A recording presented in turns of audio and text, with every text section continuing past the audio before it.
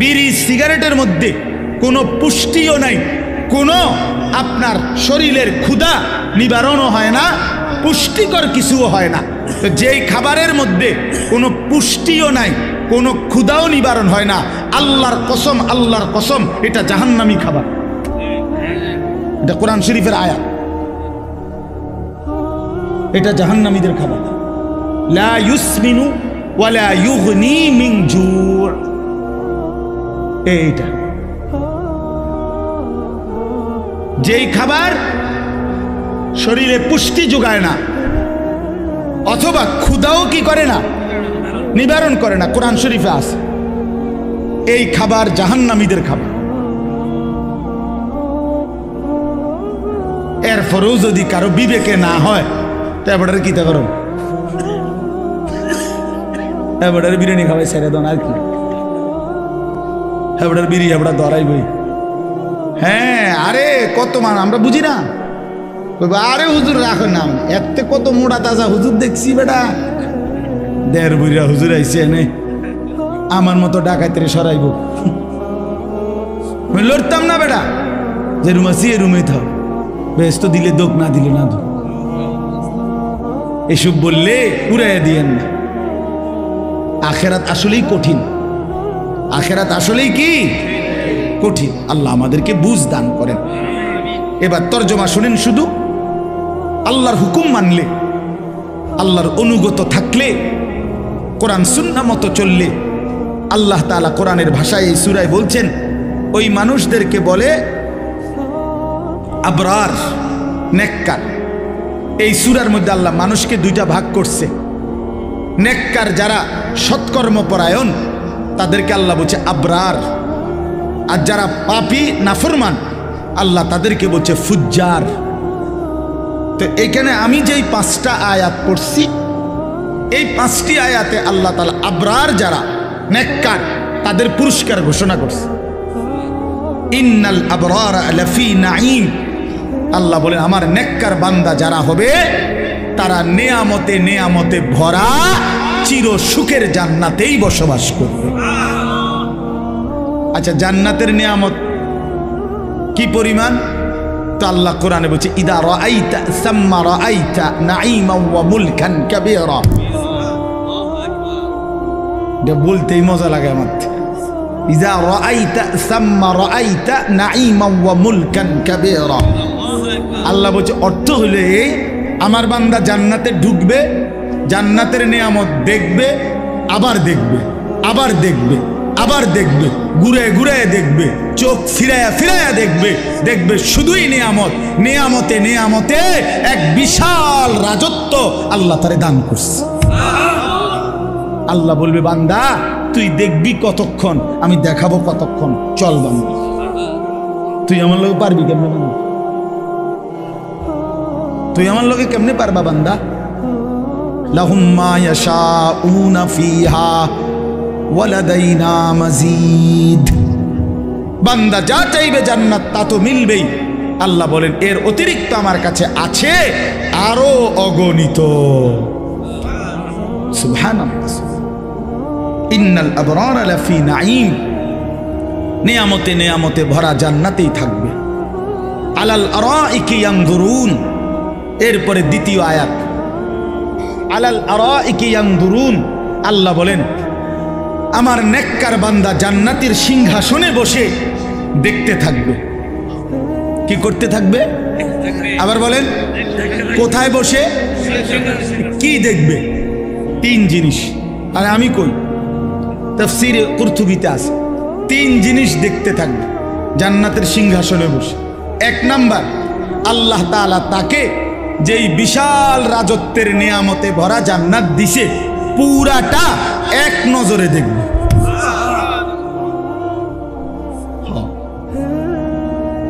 এক নজরে দেখবে। এখন কেমনে দেখবে তাহলে এক নজরে?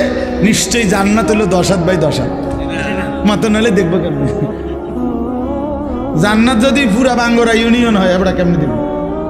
তা জান্নাত তো নিশ্চয়ই কি পুরা খালের সমান। কিতা 2টা রুম আর একটা বারিন্দা।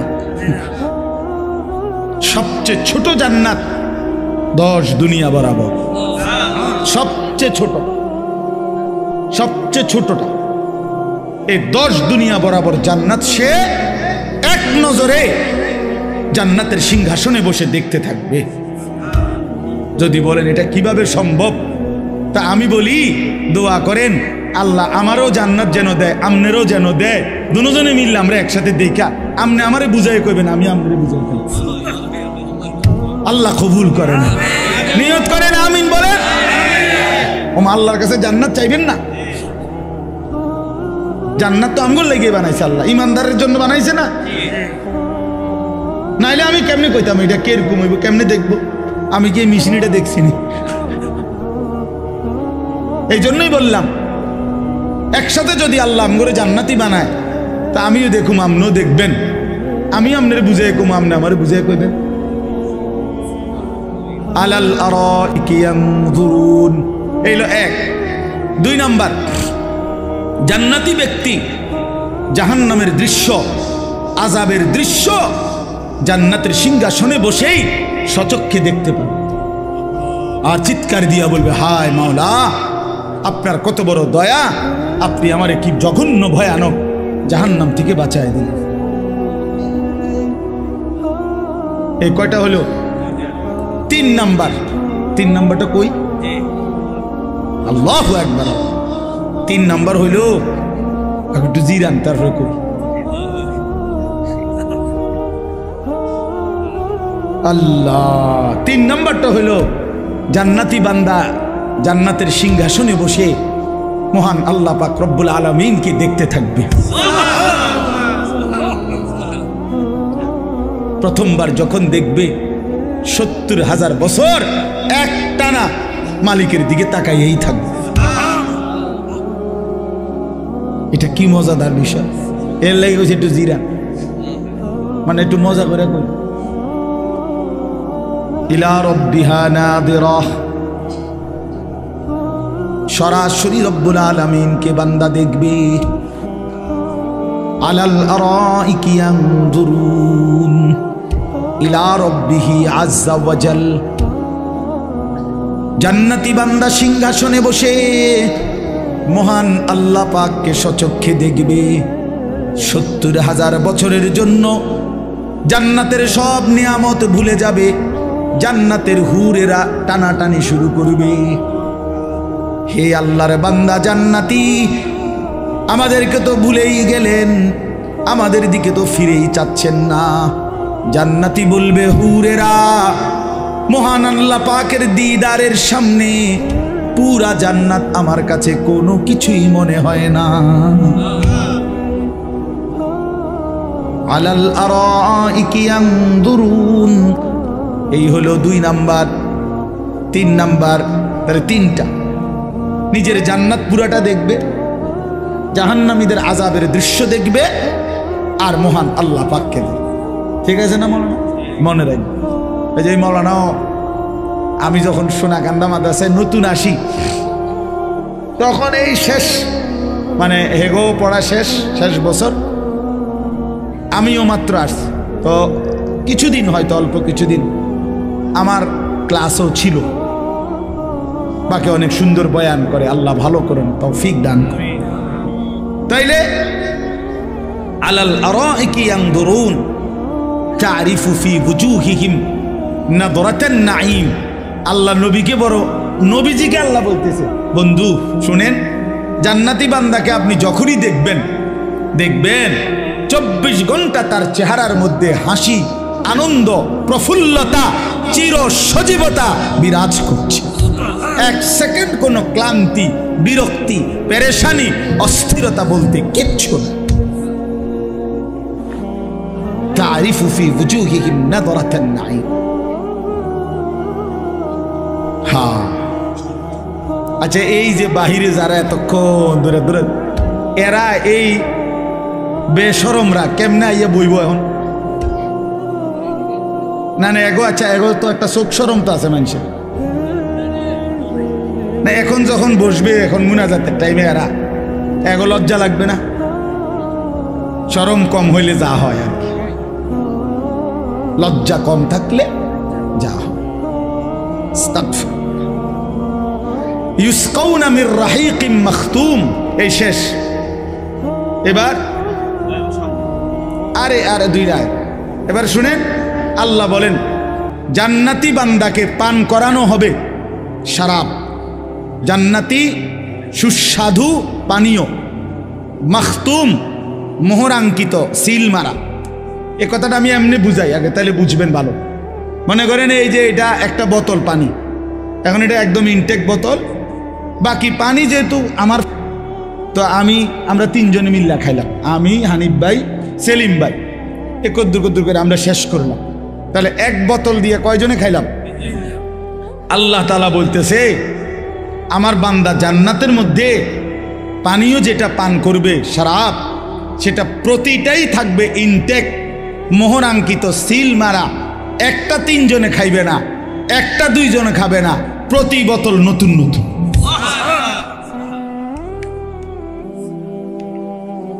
মাখতুম, প্রত্যেক বোতল সিল মারা, মোহর মারা, ইনটেক। হ্যাঁ, তিনজনে ভাগ করে খাওয়ানোর মতো জান্নাত। আল্লাহ বলে কস কি বান্দা, এটা জান্নাত দেখি সাপের বাজার নি, আমার মাদ্রাসা আছে না, এটা জান্নাত বান্দা। এখানে আমার বান্দা রাহিকিম মাখতুম, মোহর আঙ্কিত, সিল গালা করা, মোহর মারা পানীয়, প্রতি বোতল প্রতি গ্লাস নতুন নতুন শরাব পান করবে। খিতামুহু মিস্ক, এই শেষ আয়াত। আল্লাহ তাআলা বলেন এই মোহর যেটা মানে সিল, যেটা দিয়ে আটকায় রাখছে আর কি বোতলটা, এটা যখনই উঠাবে, প্রতি মোহর সরাইলেই পুরা চতুর্দিক, পুরাটা মজমা মেশক আম্বরের ঘ্রাণে ভরে যাবে। খিতামুহু মিস্ক, খিতাম মানে এই মোহর, মানে মুখাটা, ওই সিল যেটা মারছে আর আটকায় রাখছে যেটা, এটা খুললেই কি বের হবে? মিস্কের ঘ্রাণ। ওয়াফি যালিকা ফালিয়াতানাফাসিল মুতানাফিসুন। এই শেষ কথা হলো আল্লাহ এবার উপদেশ দিচ্ছে, অতএব আমার বান্দা এমন চমৎকার জান্নাতের জন্যই তোমাদের প্রতিযোগিতা করা উচিত। বুঝছেননি বাংলা কথাটা? এমন সুন্দর জান্নাতের জন্যই, এমন চমৎকার মজাদার জান্নাতের জন্যই তোমাদের কি করা উচিত? প্রতিযোগিতা। তাফসিরে মাআরিফুল কোরআনে লিখছে, হে আল্লাহর বান্দা, আল্লাহ বুঝাইতে চাচ্ছে অতএব হে বান্দা, দুনিয়ার জন্য প্রতিযোগিতা কইরা কোনোই লাভ নাই। এটা সূক্ষ্ম কথা শুনেন, আমার কাছে খুব ভালো লাগছে এই কথাটা, যে লিখছে দুনিয়ার জন্য প্রতিযোগিতা কইরা সর্বোচ্চ চেষ্টা করে যে প্রথম হবে, ফার্স্ট হবে, সেও মরে যাবে, যে লাস্ট হবে সেও মরে যাবে, জিতলেও কবরে, হারলেও কবরে, তো লাভ হলো কি? বুঝেন নাই কথাটা? এটা দারুণ কথা না? মানে দুনিয়া আমি একবারে ঠিক আছে, আমি 1 নম্বর ধনী হইছেন তো, তাহলে মরবিন নি আগে, এটা কথা তো লাভ হইলো কি? আর 1 নম্বর হইয়া কি লাভ হইলো? এমন যদি হইতো যেহেতু আমি ফার্স্ট হয়েছি আমার মরণ নাই, বাকি যারা লাস্ট হয়েছে তারা মরে যাবে, এরা যেহেতু পাস করছেন। তাহলে দুনিয়ার মধ্যে কোনো প্রতিযোগিতা করে লাভ নাই, দুনিয়া নিয়ে কারাকারি করে লাভ নাই, জিতলেও মরে যাবা, হারলেও কি মরে যাবে, ফার্স্ট হইলেও কবরে, লাস্ট হইলেও কি কবরে। অতএব যেটা আমার থেকে চলেই যাবে, যেটাকে আমি ছাড়তেই হবে, তার জন্য প্রতিযোগিতা না করে ওয়াফি যালিকা ফালিয়াতানাফাসিল মুতানাফিসুন, আল্লাহ বলে জান্নাতের জন্য প্রতিযোগিতা করা উচিত। লিমিসলি হাদা ফালিয়ামালিল আমিলুন, এই জান্নাতের জন্য তোমাদের নেক আমল করা উচিত। ফালিয়ারগাবির রাগিবুন, আগ্রহ উদ্দীপনা তোমাদের থাকা উচিত। আল্লাহ আমাকে তৌফিক দান করেন, আমাদের সকলকে তৌফিক দান করেন। আল্লাহ তাআলা এই মাহফিল, এই মাদ্রাসা, এই হেফজখানা কবুল করেন। আমার প্রিয় ভাই বন্ধু হাফেজ মাওলানা কারি আবু হানিফ, আমরা বন্ধু, ছেলেবেলায় একসাথে পড়ছি ব্রাহ্মণবাড়িয়া দারুল আরকাম মাদ্রাসায়। সেই থেকে উনিও আমারে খুব মহব্বত করে, আমিও মহব্বত করি। এই 17ই ডিসেম্বর শেষ বয়ানটা উনি নিছে, নিয়ে এবারে আসমানে দিছে না চাঁদের দেশে দিছে মাহফিলটা। আমি কখনো জিগাইও নি, ওই যে আমার বন্ধু যে, এই জন্য আমি জিজ্ঞাসাও করি না। এমনি তো আমি সব মাহফিল জিজ্ঞাসা করি, কিন্তু এইটা কিছুই বলি না। ঠিক আছে ভাই, হানিফ ভাইয়ের মাহফিল এটা, সে যেখানে মনে হয় দিব, একখানে মনে আছে। তো পরে শুনি এই 2 দিন আগে মনে হয় আমারে, হ্যাঁ ওই আমাদের কুড়াখাল মাহফিলের দিন বলতেছে, হুজুর এখানে আপনার আরেকটা বয়ান আছে। আমি কি জানি, আমি তো কইতারি না, করতে আইল বয়ান কয় যে 17ই ডিসেম্বর হানিফ ভাইয়ের যে বয়ান এইটা। ঠিক আছে, আলহামদুলিল্লাহ, কোনো অসুবিধা নাই। আল্লাহর কথা বললেই লাভ, ঠিক কিনা বলেন? কবি ইধার কবি উধার, কখনো একদিকে কখনো সেদিকে, কখনো নিচে কখনো উপরে, কখনো দুয়ারে দুয়ারে। আল্লাহর কথা বললেই লাভ, আল্লাহর কথা শুনলেই লাভ, আল্লাহর পথে আসলেই লাভ। ধাক্কা ধাক্কি না করি ভাইয়া বাপ, চলেন সবাই জান্নাতি হো। জান্নাত অনেক বড়। এই আমরাই মানুষই গুণ জান্নাতে ঢুকলে এত লোক ঢুকতে তো না, না মনে হয় না, ঠিক না? কথা বলেন না কেন? মানে আমরা এই কয়েকজন জান্নাতে যদি ঢুকে যাই, এরপরে তো আর বনবাহী লোক ঢুকতে পারতো না, আর তো জায়গা হইতো না। তো আর অসুবিধা কি, সংকীর্ণতার কি দরকার? জান্নাত তো অনেক বড়, অনেক বিশাল জান্নাত, অনেক বিশাল জান্নাত। জান্নাতি বান্দা কোরআনে আছে, তাফসিরে আছে, একসাথে 70,000 জান্নাতি হাত ধরাধরি করে দরজা দিয়ে যখন ঢুকবে, আল্লাহর কসম কেউ কারো পিছনে দ্বিতীয় জন হবে না। বুঝছো না সেলিম ভাই? কি হবে না? না না, দ্বিতীয় জন না, মানে তুমি আগে এরপরে আবু বকর, এমন না। তো এটা কেমন দরজাটা? হ্যাঁ বুঝছেন? এটা দরজাটা কত বড়, পাল্লাটা কত বড়, জান্নাত কত বড়। দরজা তো স্বাভাবিকভাবে ভিতরে রুমের তুনো ছোট হয় নাকি দরজা বড় রুম ছোট? এমন তো না, না না, দরজার চাইতে রুম বড় না। তো তাহলে দরজাই যদি হয় এই সাইজ, ও ভিতরের অবস্থা কিটা? আমি এইটা বুঝাইতে চাইছি। 70,000 ইমানদার ঢুকতে কেউ কারো দ্বিতীয় হবে না, একসাথে ঢুকবে। আল্লাহ আমাকেও তৌফিক দান করেন, আমাদের সকলকে তৌফিক দান করেন। আপনারা দ্বীনকে ভালোবাসেন, আল্লাহকে ভালোবাসেন, প্রিয় নবী সাল্লাল্লাহু আলাইহি সাল্লামের সুন্নাতকে, দ্বীনকে ভালোবাসেন। চলেন সবাই মিলে সুন্নাত তালাশ করেন, আল্লাহকে তালাশ করেন, কোরআন তিলাওয়াত করেন, জিকির করেন, নবী সাল্লাল্লাহু আলাইহি সাল্লামের এক এক সুন্নত ধরে তালাশ করে আমল করেন। যে যেখানে থাইকা পারেন, যে যেই পীরের কাছে, যে যেই আল্লাহওয়ালার কাছে, যে যেই হক্কানি আলেমের কাছে থাকেন, কোনো আপত্তি নাই। কিন্তু শুধু অনুরোধ একটাই হলো, আল্লাহর কোরআন পড়েন, রাসূলুল্লাহ সাল্লাল্লাহু আলাইহি সাল্লামের সুন্নাত খুঁজে খুঁজে তালাশ করে করে আমল করে একসাথে চলেন, জান্নাতি হওয়ার চেষ্টা করুন। রাসূলুল্লাহ সাল্লাল্লাহু আলাইহি সাল্লামের সুন্নাতের অনুসরণ করেন, আল্লাহর কোরআন তিলাওয়াত করেন, হালাল রোজগার করেন, হারাম থেকে বাঁচেন। বউ বাচ্চা পরিবারকে দ্বীন শিখান, নামাজ পড়ান, ছোট বাচ্চাকে বঞ্চিত করেন না, ছেলেকে মেয়েকে আল্লাহর কোরআন থেকে বঞ্চিত করেন না। এই পৃথিবী গোটাটাও যদি আপনি সন্তানকে দেন আর আল্লাহর কোরআন থেকে বঞ্চিত করলেন, আল্লাহর কসম আপনি তারে কিছুই দেন নাই। আর কোরআন দিয়েছেন তাকে, তার কলিজায়, গোটা পৃথিবীও যদি সে না পায়, সে কিছুই হারায় নাই, সে সব পাইছে। যে তু মেরা তো সব মেরা, যখন আল্লাহ আমার, সবই আমার।